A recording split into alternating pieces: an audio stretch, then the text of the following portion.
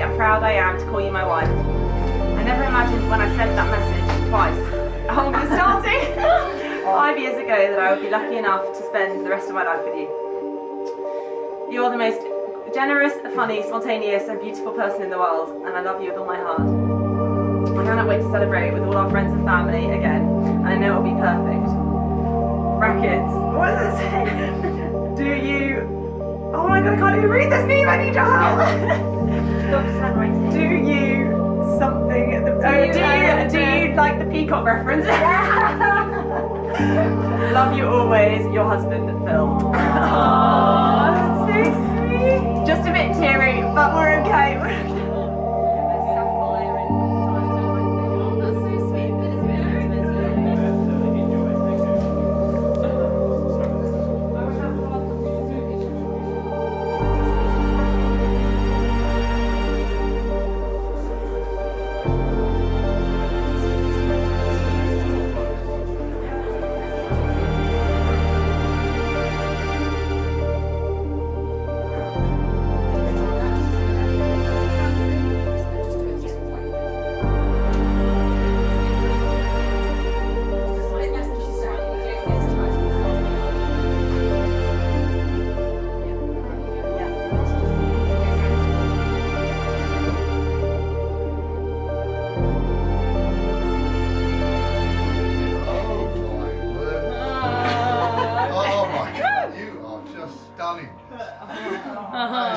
Isn't that spectacular?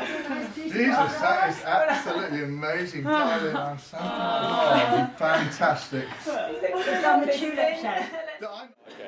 Ladies and gentlemen, may I please ask you to be upstanding for the bride.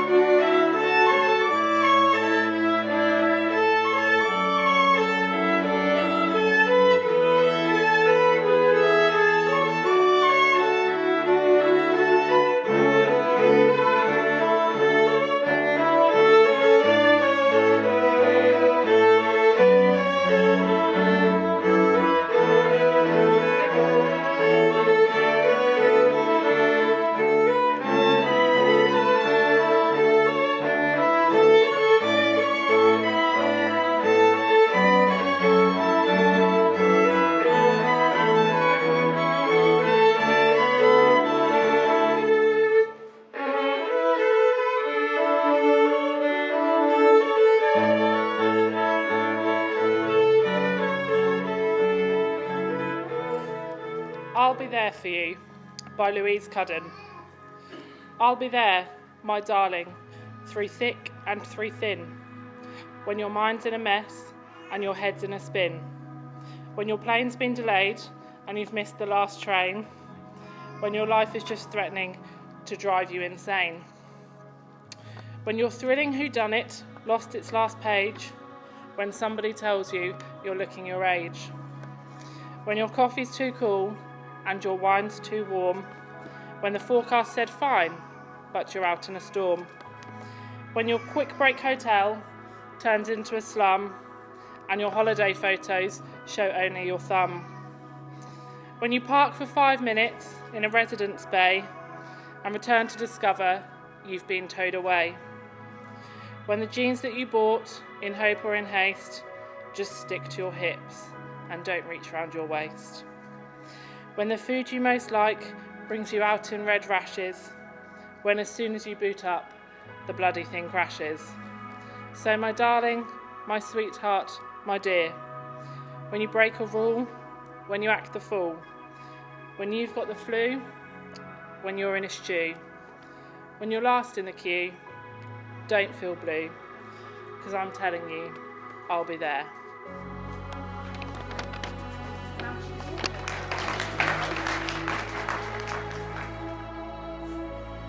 So, Jessica and Philip, before you make your declaration to each other, I have one special job to do. May I ask who gives this beautiful bride to be married?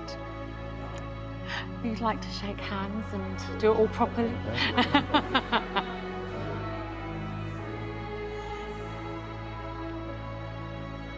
Philip, Alexander, Dor, do you come freely without reservation to give yourself to Jessica, Charlotte, Horwood in marriage?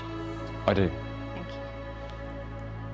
Jessica, Charlotte, Horwood, do you come freely and without reservation to give yourself to Philippa, Alexander, Dor in marriage? I do. There we go. That's the bit. Now, having heard your intention to be married to one another, I ask you to declare your vows. Okay? So, Philip, if you would like to repeat after me. I, Philip, take you, Jessica, to be my wife, I, Philip, take you, Jessica, to be my wife, to have and to hold from this day forward, to have and to hold from this day forward, in sickness and in health, to love and to cherish, in sickness and in health, to love and to cherish, until death do us part. until death do us part. Thank you. Yeah, you nailed them. You did, your turn. No pressure. Jessica, please repeat after me. I, Jessica, take you, Philip, to be my husband, I, Jessica, take you, Philip, to be my husband, to have and to hold from this day forward, to have and to hold from this day forward, for better, for worse, for richer, for poorer, for better, for worse, for richer, for poorer, in sickness and in health, and to love and to cherish, in sickness and in health, and to love and to cherish, until death do us part. until death do us part. Thank you. Be My Homer by C.J. Munn. Be my Homer, I want to be your Marge. If I'm your Norfolk Broads, will you be my barge? Let's please be Tom and Barbara, I will show you the good life. Even though we're not yet married, I would love to be your wife. I've the passion Lily Munster has for her dear Herman. I would love you if you're ginger, I would love you if you're German. Like Mr. and Mrs. Huxtable, we'd smooch even when we're wrinkly. I'll even consider ironing your shirts, but I hope you like them crinkly. Like Mr. and Mrs. Incredible, I'm flexible and you're tough. But if you promise to be my true love, that will always be enough. Like Bonnie and that Clyde guy, without all the dying. Like Gwyneth and that Coldplay man, without all the crying. My partner in crime, the love of my life, my muse, my joy, my fun. Please be my one and only, because you've always been the one.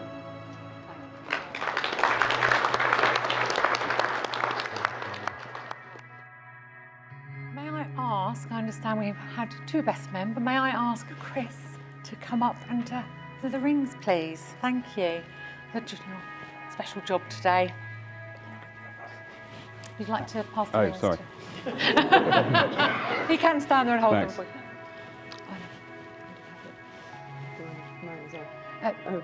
No, In a we're second. good. We're good. In a second. Yeah. The vows that you made to each other. I'm pre-positioning. Okay. Very keen. Yeah, okay. It's fine. Sorry, I'll hold back. No, it's okay. So I told you I can be quite bossy. The vows that you've made to each other today are inscribed forever in your minds and your hearts.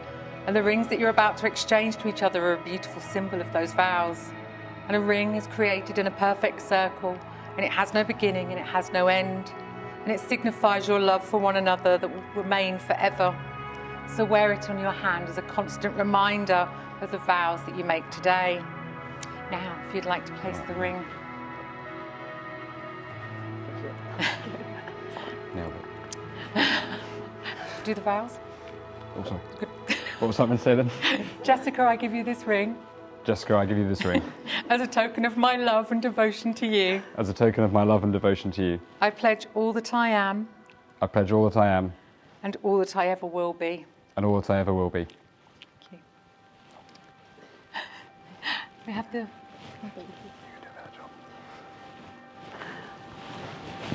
you'd like to place a ring. Thank you. If you'd like to repeat after me, Jessica.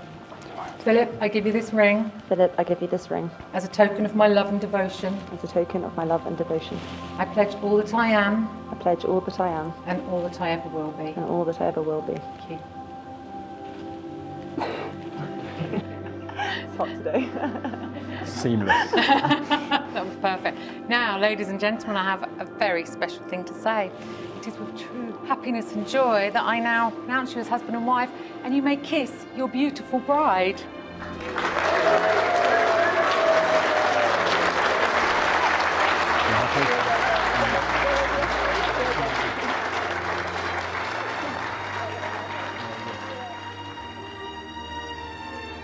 When you're close to tears, remember someday it'll all be over. Ladies and gentlemen, I'd like to introduce you to Mr.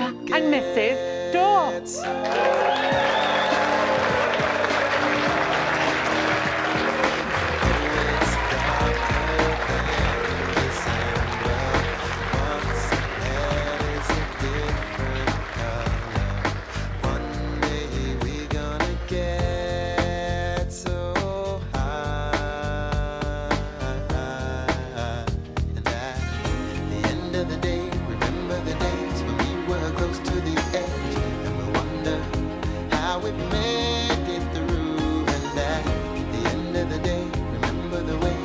So close till the end, we remember it was me and you, 'cause we are gonna be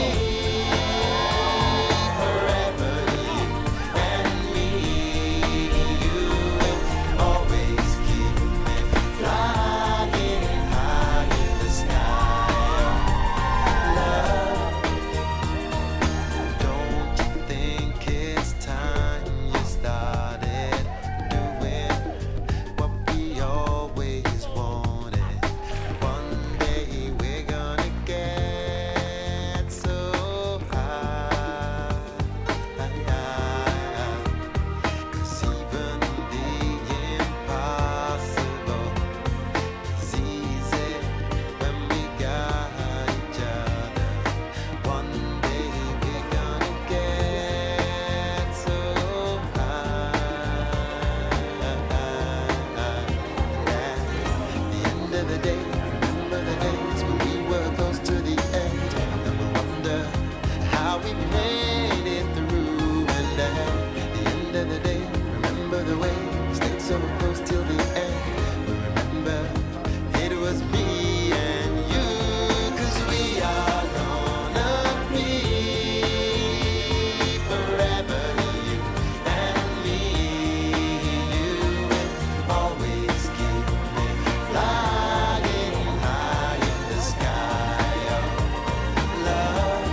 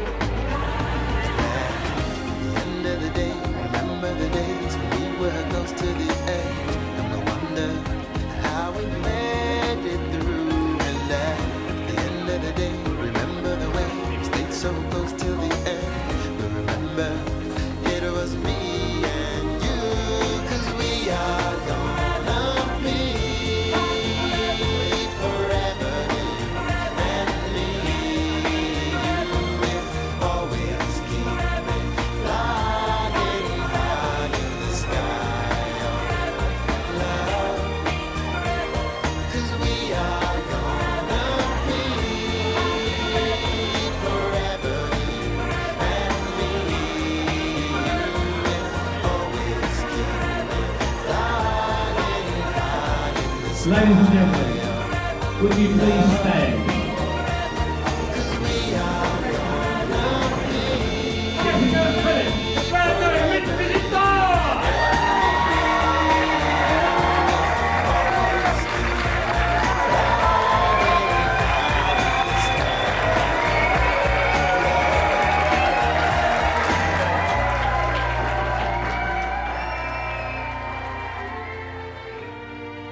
In the words of House of Pain, pack it up, pack it in, let us begin. Amen. First of all, my husband and I just wanted to massively thank every single one of you for coming to celebrate with us today. We've had people dropping like flies at the last few days. So first of all, thank you for either not having COVID or better off not testing. So all of us here are beaming with pride for the same reason. And it's the fear and anger and hostility of this world that is not on show. It's the compassion and friendship and good spirit that actually shows us today what can happen in terms of the progress of sheer humanity. So we should all be proud because in us, our genes are saying to us, compassion beats everything else.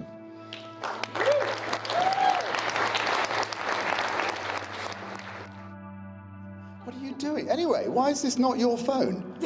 It's neat. You borrowed it from Noob? No. You lost it. It's in the pub. Jess, that's your third phone this year. God damn, you reported it to the police. Okay, they get to know you. So what actually happened, Jess? So you were out in a pub with Cheska and Lizzie, and Cheska put a boy in hospital because she kissed him and her railroad tracks got caught up with him? Oh. That is going to be one hell of an insurance claim. Jess, so what's the situation? It's 3 a.m. You should have been home hours ago. You've been thrown out of the taxi. Why have you been thrown out of the taxi? Because somebody threw up in the back and the taxi driver asked you for payment. Sounds no, he's not a dick, Jess. He's just trying to earn a living. So you're sitting on a wall outside Lagos at 3 a.m. with your friends, and the police have arrived. Yes, excellent. Yeah. The taxi driver's friendly with the police, is he? Oh, fantastic. Okay, darling. Listen, all right. I'm on my way. Just calm down, will you, please? Thank you very much. I'm so sorry, ladies and gentlemen. A few months later, in the early hours of a beautiful English morning, Jess phoned me again. Phil, I'm in Bali. There's been an earthquake. There's a tsunami. Neve screaming.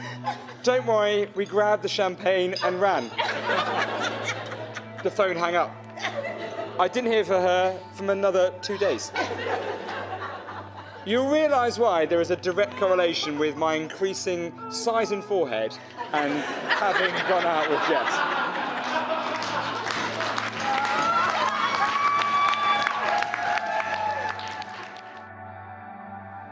But I thought I'd recount you tonight with a few tales of Phil's past, so you can see how the man you see before you came to be.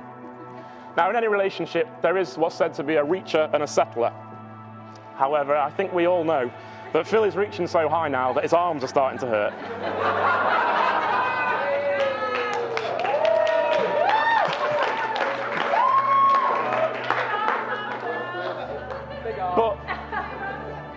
But incredibly, Phil is a fussy kind of guy. He knows what he likes, and he likes what he knows. So much so that during what became known as the Tinder years, Phil poured his heart out to my wife with what he was looking for in his ideal woman. The contents of this list have remained a secret until today.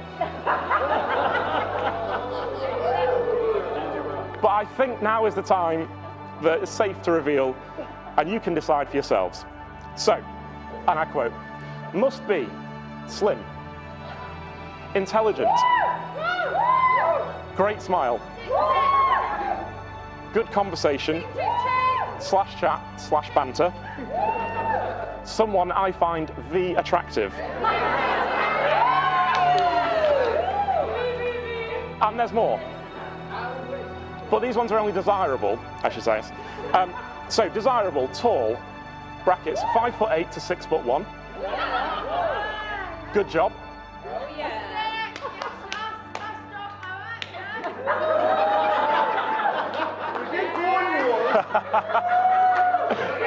The speech is now become a 20-minute affair. Takes care of herself. Understands my job, which I think the last few weeks have proven. Officer's wife material, I quote.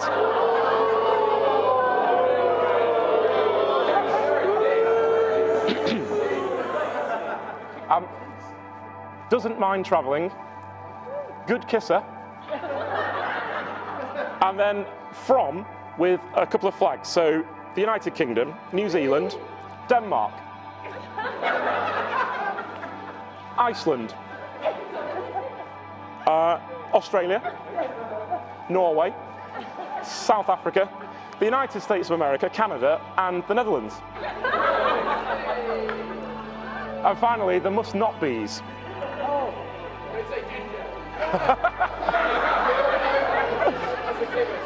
I'll leave that hope for you. No, must not be thick, too short, fat, poorly spoken, or an aggressive lefty.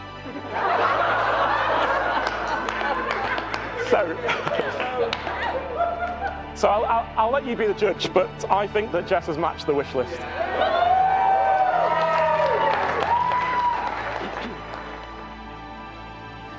Jess, and we all know Jess makes friends absolutely everywhere, all over the world, all throughout the sea. Jess proudly swims over to another snorkeler, proudly waving her big fish. Look what I've got. He, realising what we had not, that we were carrying shark bait, goes ballistic, grabs the bag of fish and swims off screaming, "Do you have a dead weight?" So Phil, now that we are done with a few cautionary tales, let me tell you how happy I am for you and Jess. It speaks volumes that your relationship has been tried and tested, both transatlantically and during a pandemic. It brings me great happiness, and I'm sure many others, that you and Jess, as you start your married journey, with all the twists and turns that life undoubtedly brings, with hopefully a few mini whore doors on the way, we know she could not be in safer hands. And Jess, there aren't enough moments in life where we get the chance to express our feelings to our best friends, albeit whilst in the front of another 100 people. But however, here we go. Jess, this is a love letter to you, my friend.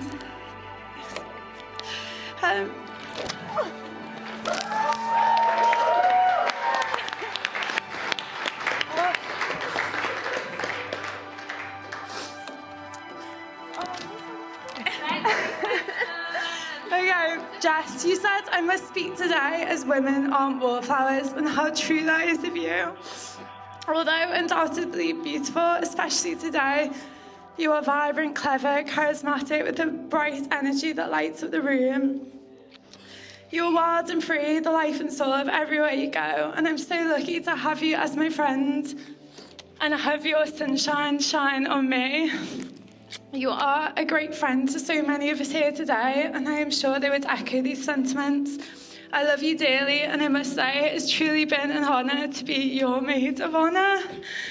So everyone, please raise a glass to toast my best friend, the beautiful couple, and wish them the luck and love that they deserve in their gorgeous life ahead.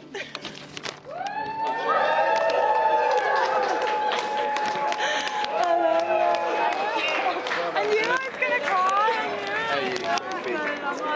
That was lovely. I loved it. That was amazing. Take this away. Come on, let's hear for Niamh, our maid of honour. Let's hear for Niamh, come on.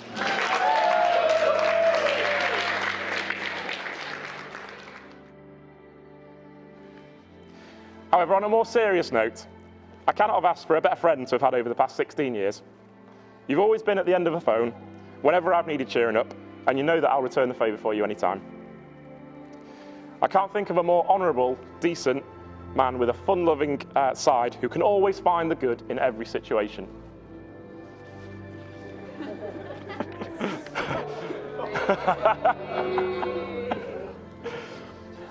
Your dedication to your family and friends is a tribute to your character, and I wish you the happiest of futures together. So I'll draw to a close by asking those able to be upstanding, please, and join me in a toast to the bride and groom in a lifetime of happiness. To Phil and Jess. That was great. Lovely. It's actually more than you deserve. Thank you.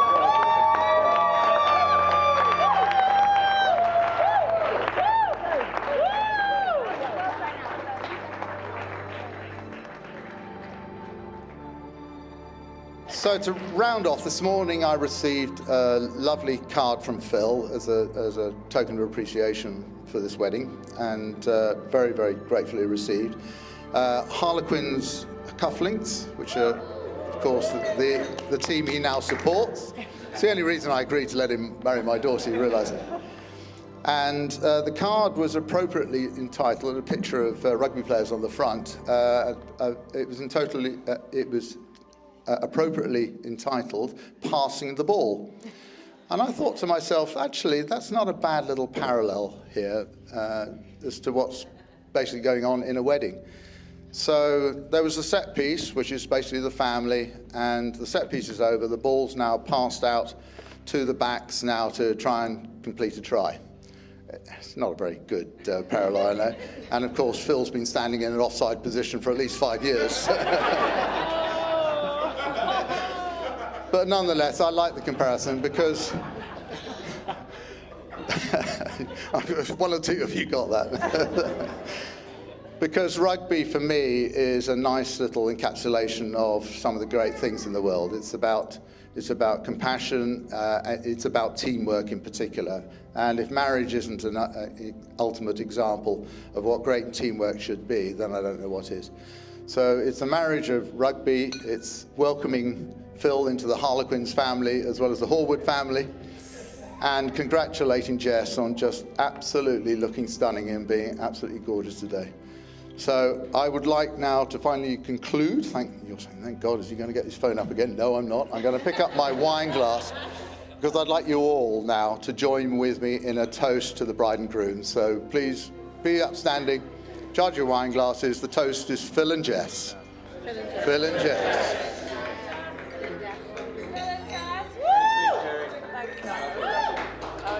Thank you, everyone. Come along, let's hear for the father of the bride, Mr. Jerry Horwood. Come on.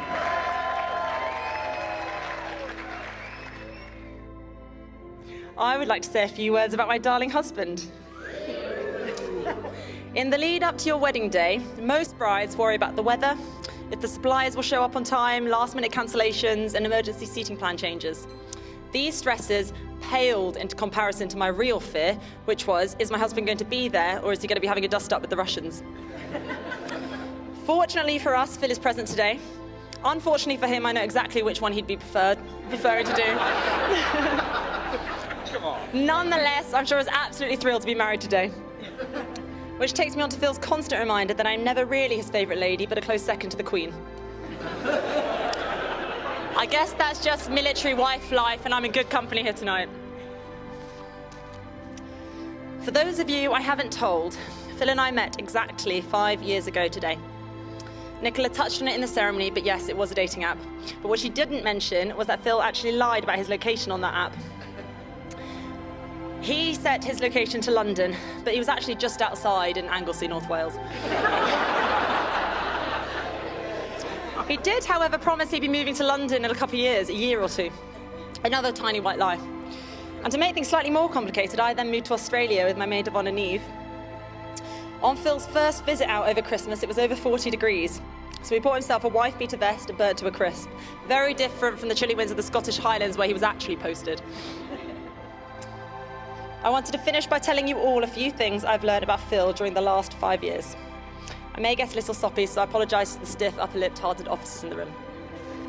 Number 1, Phil is a fighter pilot who flies a giant Dorito at the speed of sound up to 55,000 feet across war-torn countries and is terrified of heights. Number 2, Phil is a grammar Nazi and will be the first to correct anyone, but he is the worst speller of anyone I've ever met. And it's schedule, not schedule, for anyone unsure. Number 3, Phil is actually a pretty good dancer, so watch out for snake hips later on. And number 4, Phil has been best man 5 times, and I think that is testament to his character. He will go above and beyond to put anyone first, and the kindest, most generous person I know. It's my last bit, don't worry. Phil, you are without question the most incredible person I've ever met. I couldn't possibly see myself marrying anyone else. Thank you for all that you do for me, which includes the washing, cooking, cleaning, etc. You never fail to pick me up when I've had a shit day at work, whether that's getting snake hips out in the kitchen, making me laugh with yet another terrible pun, or your countless pep talks, which sometimes can go on a bit. I'm sure many of this room have been subjected to one of Phil's long monologue rants. I love you with all my heart, and I cannot wait for our adventure together as Mr. and Mrs. Dorr. We got engaged in a pandemic and married in a war, and I hope married life is less eventful.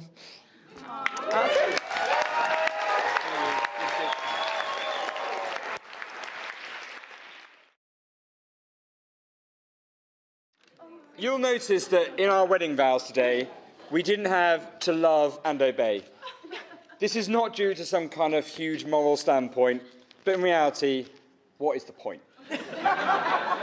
When Jess gets something in her head, there is absolutely no stopping her.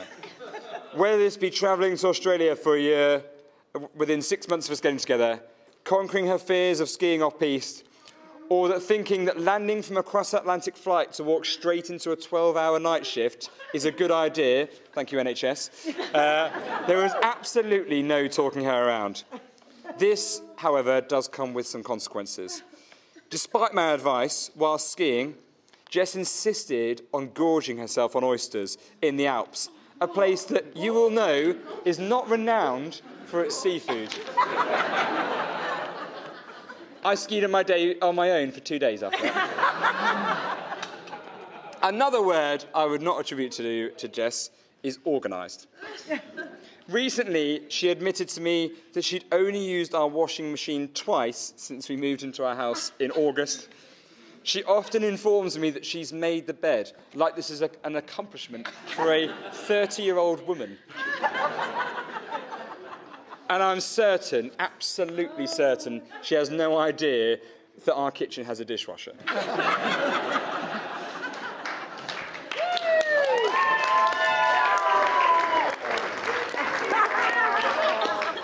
That said, Jess rivals the logistics and drive of the Roman Empire when it comes to planning a holiday, a wedding, or a honeymoon.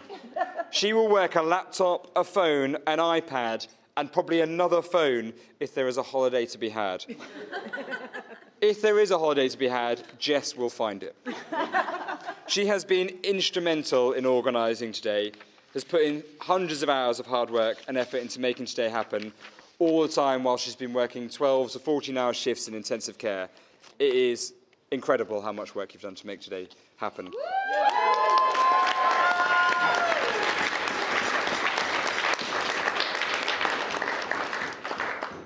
All of the stories that I have just told might lead you to think that Jess is a little mad and in a constant state of chaos.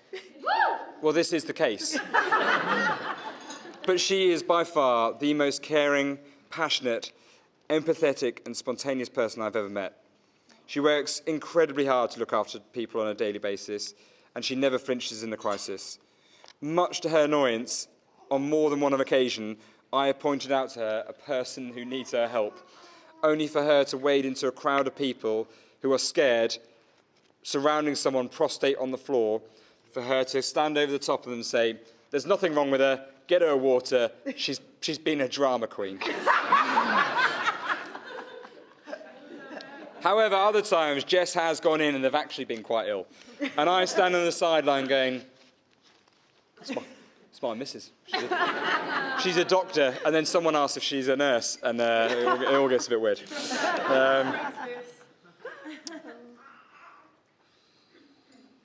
That said, Jess does care about everyone. She will cry at the drop of a hat. She has come back from ICU shifts in floods of tears, but she has also cried for half an hour during the bake-off.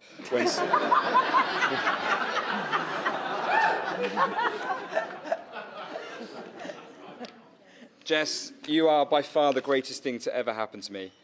I would never imagine that 5 years ago, when we first met, I would be lucky enough to call you my wife. Being on the opposite side of the globe when we first met, No, we were definitely in the same side. Being on the opposite side of the globes always meant that when we saw each other, it was somewhere exotic, it was always lots of fun, and it always felt as if we'd never been apart. You always look effortlessly amazing. Page 10. You look for the best in everyone, you're quick to forgive, and you always look for a new adventure, experience, or a challenge. I find myself smiling when I hear our gate open when you come back from work. I love all our time together, dancing in the kitchen, snake hips, walking on the beach, or the first time we see each other when we've been apart for weeks. Throughout our time together, you've taken everything that our life, or usually the Royal Air Force, has thrown at us, whether having our dates changed, being posted last minute to Scotland, or being told 2 weeks ago that I probably wasn't going to be allowed a honeymoon. You never miss a step, and I will never be able to thank you for how supportive and understanding you are. I didn't think I was going to have a Cecil Rhodes quote in this speech, but I am. Controversial. Cecil Rhodes, University of Oxford, once said, to be born an Englishman is to have won the lottery of life. I would correct him by saying, marrying you is to win the lottery of life, and you are by far the greatest thing ever to happen to me. This is my only toast. No, I've got one more. But this is my main toast. So I'd love you to all be upstanding and raise your glass to my beautiful wife, Jessica. I stand. No, you don't stand. No, you don't. Yes. Cheers, Jessica. Love you, Jessie. I'm going to cheers.